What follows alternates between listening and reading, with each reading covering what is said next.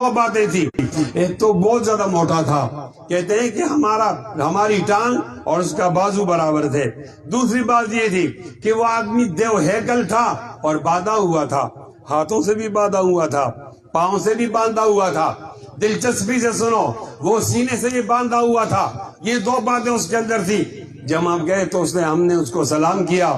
اس نے پوچھا کہاں سے آئے ہو؟ ہم نے جواب دیا ہم جزیرۃ العرب سے آئے ہیں, ہم مدینہ منورہ سے آئے ہیں, ہم حجاز سے آئے ہیں. اس نے کہا اچھا, بہت اچھا کیا آپ آئے. آپ کے علاقے میں ایک پہاڑ تھا, وہ پہاڑ اب ہے یا نہیں؟ اس پہاڑ کا یہ نام ہے یا وہ ٹکڑے ٹکڑے ریزہ ریزہ ہو گیا؟ ہم نے جواب دیے وہ پہاڑ تو ہے. پھر اس نے سوال کیا آپ کے علاقے میں میٹھے پانی والی ایک ندی بہ رہی تھی, ایک دریا تھا, وہ دریا ابھی ہے یا نہیں ہے؟ ہم نے جواب دیا وہ دریا ابھی ہے. اس نے اگلا سوال کیا فلاں علاقے میں بہت کھجوریں تھی, اس کے بہت درخت تھے, بڑی فصل آ رہی تھی, وہ درخت کھجوریں دے رہی یا نہیں دے رہی؟ جواب دیا وہ درخت کھجوریں دے رہی. اگلا سوال کیا فلاں علاقے میں سبزیاں ہوتی تھیں, فصلیں ہوتی تھیں, وہ فصلیں ہو رہی یا نہیں ہو رہی؟ انہوں نے کہا وہ فصلیں ہو رہی. کہا ہم حیران تھے, یہ تو ہمارا علاقہ جانتا ہے, یہ تو ہمارا علاقے کے پہاڑ جانتا ہے, ہمارے علاقے کی ندی نالے جانتا ہے, کھجور دینے کے درخت جانتا ہے, یہ وہاں کی فصلیں دینے والی زمین جانتا ہے. پھر اس نے پوچھا وہ امیوں والا نبی آیا کہ نہیں آیا؟ مراد نبی کریم بولو صلی اللہ علیہ وسلم. وہ امیوں والا نبی, جاہلوں جٹوں کے اندر ان پڑھوں میں جو نبی پیدا ہوا, وہ نبی آیا ہے یا نہیں آیا؟ ہم نے جواب دیا وہ تو آ گیا ہے, وہ تو آ گیا ہے. اس نے پھر پوچھا لوگوں نے کیا سلوک کیا اس کے ساتھ؟ لوگوں نے جواب دیا شروع میں تو بہت مخالفت تھی, بعد میں مخالفت ختم ہو گئی, اب ہر جگہ اس کی تعریف ہونے لگی ہے, لوگ ایمان لانے لگے ہیں. کہا اچھا کہاں تک اس کی بات پہنچی؟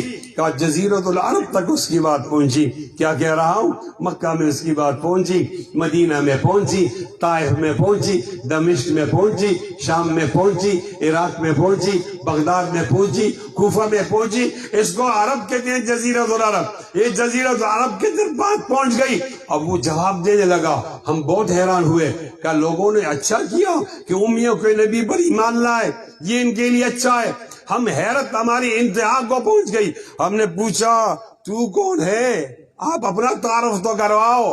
اس نے جواب دیا میں کون ہوں یہ تو بعد میں بتاؤں گا, لیکن میں تمہارے پاس آؤں گا. لا بیت مدر والا حجر, نہ ایسا گھر جو کچا ہے وہ مجھ سے باقی رہے گا, نہ ایسا گھر جو پکا ہے وہ مجھ سے باقی رہے گا, نہ چھوٹی بستی گاؤں باقی رہے گا, نہ بڑا شہر باقی رہے گا. میں آپ کا مہمان بنوں گا, میں آپ کے پاس آؤں گا, ہر جگہ آؤں گا, میرا استقبال کرو, میں آنے والا ہوں گا.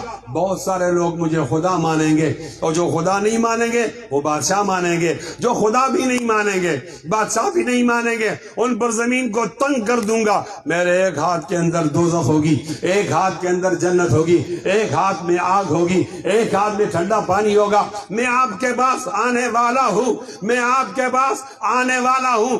انہوں نے پوچھا آپ کب آؤ گے؟ کہا دیکھتے نہیں مجھے باندھا گیا ہے, مجھے سینے سے باندھا ہے ایک, مجھے ہاتھوں سے باندھا ہے دو, مجھے پاؤں سے باندھا ہے تین. یہ بندش ختم ہوگی, یہ جو باندھا یہ رسیاں ٹوٹیں گی, میں پھر آ جاؤں گا, اور یہ قرب قیامت کا موقع ہوگا, قرب قیامت کا زمانہ ہوگا, میں آپ کے پاس آؤں گا. انہوں نے پوچھا آپ نام تو بتاؤ, آپ کا نام کیا ہے؟ اس نے جواب دیا انا مسیح الدجال, میں مسیح الدجال ہوں. ہاں تمیمی داری کہتے ہیں. میں نے غور سے دیکھا وہ وہی تھا, اس لیے کہ نبی علیہ السلام یہاں مسلمانوں کو بتایا کرتے تھے لوگوں دجال کا فتنہ آنے والا ہے. ہر ایک نبی نے دجال کے فتنے کے بارے میں ڈرایا ہے, یہاں تک کہ نوح علیہ السلام نے اپنی قوم کو کہا دجال سے بچتے رہو. میں بھی آپ کو ڈراتا ہوں, دجال آئے گا, آپ میں سے جو لوگ وہاں زندہ ہو تو اس کی آگ کو جنت سمجھو اور اس کے پانی کو دوزخ سمجھو, وہاں آگ میں کود جاؤ, انشاءاللہ آپ کے مزے ہوں گے. نبی علیہ السلام یہ کہتے رہے, اور علامت یہ بتائی کہ اس کے ماتھے پر کافر لکھا ہوگا. ایک علامت یہ ہے کہ وہ لمبا تڑنگا ہوگا, ایک علامت یہ ہے کہ اس کی ایک آنکھ کانی ہوگی. دجال کا واقعہ بتا دیا, حدیث سے ثابت کر دیا دجال ہے, دجال پہلے سے موجود ہے, یہ آئے گا اب یہی ایمان بنانا چاہیے، عقیدہ یہی بنانا چاہیے۔ کہنے کا مطلب کیا؟ آج فلسطین کے حق میں ریلی ہو رہی ہے، میں دجال کا نام لے رہا ہوں، میرا طرز استدلال تو دیکھیے، میری دلیل کو دیکھیے۔ یہ دجال وہی ہے جس کو یہودی ہاشم کہتے ہیں، یہ دجال وہی ہے جس کو یہودی ہاشم کہتے ہیں۔ یہودی دجال کے آنے کا انتظار کر رہے ہیں، ہمارا مقابلہ ہوگا، ہمارے اندر امام پیدا ہوگا، امام کا نام مہدی علیہ السلام ہوگا۔ مہدی علیہ السلام کی تائید کے لیے عیسیٰ علیہ السلام آسمان سے آئیں گے۔ وما قتلوہ وما صلبوہ ولکن شبہ لہم، عیسیٰ زندہ ہیں، اسی طرح زندہ ہیں جس طرح میں اور آپ زندہ ہیں، نہ کسی نے قتل کیا، نہ سولی پہ چڑھایا، لوگوں کو اشتباہ ہو گیا۔ عیسائی کہتا ہے عیسیٰ مر گیا، اس لیے وہ ٹائی پہنتا ہے، صلیب کا نشان لگاتا ہے، ہمارا نبی مر گیا ہے۔ ہم بہت زیادہ غمزدہ ہیں، ہم کہتے ہیں قرآن کہتا ہے نبی نہیں مارا، آپ نے ان کی شکل میں ایک اور آدمی کو مار دیا ہے، وہ تو عیسیٰ نہیں ہے، عیسیٰ کو اللہ نے اٹھا دیا، بل رفعہ اللہ الیہ۔ قرآن کے جملے پر ایمان ہے ہمارا، مفہوم پر ہمارا ایمان ہے، آیت پر ایمان ہے، لفظ پر ایمان ہے، سورہ پر ایمان ہے، آیتوں پر ایمان ہے، پارے پر ایمان ہے۔ ما بین ضفتین کلام اللہ، دو گتوں کے درمیان جو قرآن مجید ہے، یہ جو کچھ کر رہا ہے رب ہم ایمان لانے والے ہیں۔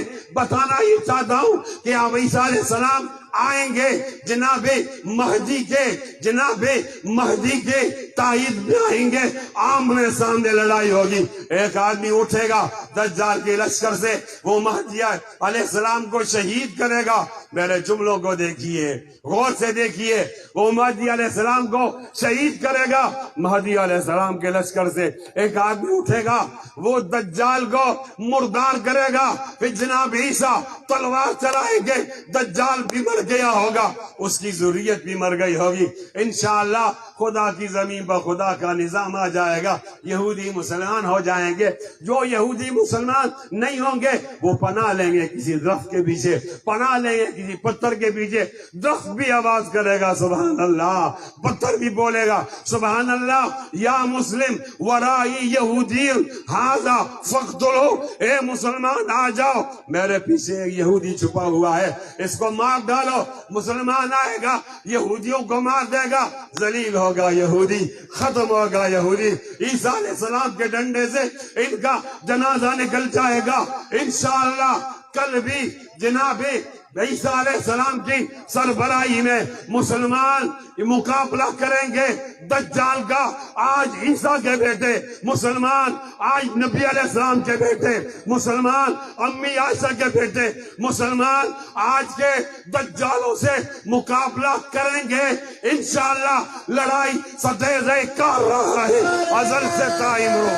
تکبیر، نعرہ تکبیر، فلسطین، فلسطین، اسرائیل، یہودیت، یہودیت، حضرت مولانا مفتی کفایت اللہ صاحب، نعرہ تکبیر۔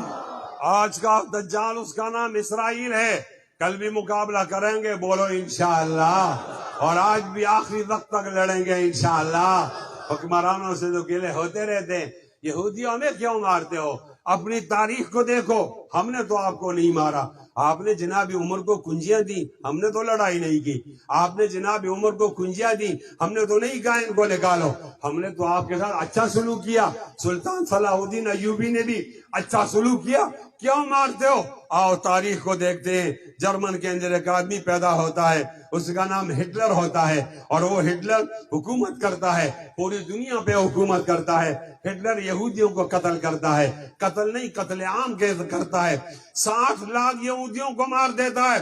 ہٹلر سے پوچھا جاتا ہے یہودیوں کو کیوں مارتے ہو؟ وہ جواب دیتا ہے یہ امن کے بھی دشمن ہیں، یہ معیشت کے بھی دشمن ہیں، یہ میرے ملک میں معیشت کو پھلتا پھولتا نہیں دیکھ سکتے، امن کو قائم نہیں دے سکتے، اس لیے ماروں۔ کتنا مارا؟ 60 لاکھ کی تعداد میں مارا۔ کہا جاتا ہے اس میں 15 لاکھ بچے تھے، 15 لاکھ بچے تھے، 45 लाख मर्द और औरतें थी, मारा, बहुत मारा। उसके बाद जंग अजीम हो गई, सारे इत्तेहादी जमा हो गए। आज जो अमेरिका तमाम कुफर की सरबराही कर रहा है, उस वक्त ये नया आया था। इसने दुनिया में वजूद बताने के लिए हिरोशिमा और नागासाकी पर बम बरसाए थे। नागासाकी, हिरोशिमा इस तरह के शहर थे जिस तरह लाहौर और कराची बम बरसाने के बाद सारे लोग मर गए थे, कोई जख्मी बाकी नहीं बचा था। वहां फिर जो बच्चा पैदा होता, अपाहज होता, वहां सब्जा नहीं उगता, वहां फसल नहीं होती, वहां अनाज नहीं होता। ये वो जालिम है जिस तरह कोरोना में खौफ आ गया था, हिरोशिमा और नागासाकी पर बम बरसाने के वक्त दुनिया पर खौफ तारी हो गया था और ऐलान हो गया था, अमेरिका ने किया कि हमारी बात मानो वरना हम आप पर भी बम बरसाएंगे। जो चागी में हमने इस्तेमाल किया, उन्होंने लोगों पे इस्तेमाल किया। खौफ की बुनियाद पर अक़वाम मुत्तहिदा बना, खौफ की बुनियाद पर हक़ इस्तिरदाद मिला, खौफ की बुनियाद पर सलामती कौंसिल बना, खौफ की बुनियाद पर मुसलमानों को गुलाम रखा गया। हमें हक नहीं है एटम बम बनाए, अगर एटम बम बनाएंगे पाबंदियां लगेगी। हमें हक नहीं है 56-57 मुल्क है कि हमारा वीटो पावर मौजूद हो, कोई मुसलमानों के पास वीटो पावर नहीं। अमेरिका का सदर 2 हलफ उठाता है, एक सामने एक छुप कर। सामने हलफ में कहता है मैं अमेरिका का वफादार रहूंगा, छुप कर कहता है मैं इसराइल के साथ खड़ा रहूंगा। काश इसराइल साफ करता, आप साथ खड़े होते, हमें आपसे कोई गिला नहीं था। इसराइल तो बच्चों को मार रहा है, इसराइल बच्चियों को मार रहा है। और जब जंग अजीम में फतह हो गई है इत्तेहादियों की सरबराही उस वक्त बरतानिया कर रहा था, उसमें फ्रांस भी शामिल था, उसमें रूस भी शामिल था, अमेरिका भी शामिल था। ये 4 बड़े इत्तेहादी थे, छोटे ममालिक भी साथ शामिल थे। इनको फतह हो गई तो खिलाफत उस्मानिया को तोड़ दिया गया। ये हमारी बदकिस्मती थी, ये हमारी बदबख्ती थी। कितने मुल्क बने, खिलाफत उस्मानिया को तोड़कर 42 मुल्क बने और हमें कहा गया 100 साल के लिए दे दो फिर वापस करेंगे। ये 2023 का साल ये वापसी का साल था, नहीं दिया। वो कल भी झूठ बोलते थे, आज भी झूठ बोलते हैं, कल भी झूठ बोला करते थे, आज भी झूठ बोलते हैं। खिलाफत उस्मानिया को तोड़ा और हिटलर को शिकस्त हो गई, उसको मार दिया गया, हमें भी मार दिया गया। हमारी ये पोजीशन बनी। इसराइल ने दुनिया वालों के सामने मुतालबा रखा कि पूरी रूई जमीन में मजहबी लिहाज से यहूदियों की कोई हुकूमत नहीं, हमें हुकूमत का मौका बता दिया जाए। हुकूमत बनाने के लिए साजिश की गई कि जाओ यहूदियों को कह दो, मजहबी यहूदियों को तमाम दुनिया से वो जमा हो, इसराइल के अंदर जमीन खरीदे, वहां आबादी बनाए, आबादी बनाने के बाद अक़वाम मुत्तहिदा में दरखास्त दे दें, हमें मुल्क दे दो, हम तकसीम कर देंगे फलस्तीन को, आधा इसराइल को, आधा फलस्तीनियों को दे देंगे। ये साजिश बनी, लोग आते रहे, जमीन खरीदते रहे, मकान बनाते रहे। उलमा ने कहा ये बेजायज है, मुफ्ती किफायतुल्लाह देहलवी रहमतुल्लाह अलैह ने कहा ये बयान नाजायज है। उलमा ने कहा क्यों नाजायज है? मुताक़िदीन राजी हैं, ईजाब व कबूल मौजूद है, समान भी मजहूल नहीं, मबी भी मजहूल नहीं, तमाम तकाजे पूरे हैं, अरकान पूरे हैं, इस बय को जायज होना चाहिए। मुफ्ती किफायतुल्लाह देहलवी मुफ्ती आजम हिंद ने कहा ये नाजायज है, मेरा फतवा मानो वरना कल पछताओगे। कहा पूछा गया आपकी दलील क्या है? क्या जवाब दिया? एतमाद का जवाब, मैं बिलाद हिंद का मुफ्ती हूँ, मुफ्ती आजम हिंदुस्तान हूँ, मेरा कौल, मेरा कहना दलील है, इस दलील को मानो। नहीं माना गया।